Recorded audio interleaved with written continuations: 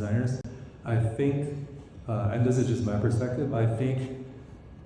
designers really need to see it the way sports athletes see design. I think a lot of times, a lot of the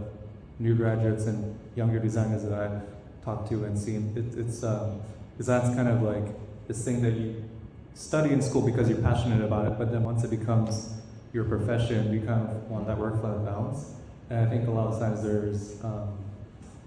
skill gaps that are created, especially in times like now when things like AI and there's just a wave of new skills you need to acquire constantly. And so just like athletes need to train constantly, you have to be that passionate where aside from the 9 to 5, you're going to be into design even outside. So it's, to me, it's a little bit of that. And then another mistake I think consistently designers make is that we're so good at what we do visually, and we're so good at communicating visually,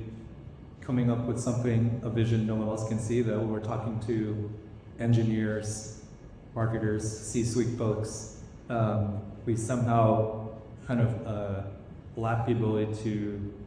get them to be a stakeholder on our vision. And I think so designers need to work a little bit more on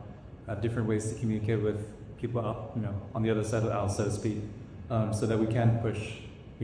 those innovative ideas all the way through. Because I think a lot of times our ideas get watered down because we just don't have that ability to play the politics, so to speak, within organizations, or also just be able to speak in a way to convince, everyone of have this vision fit beat.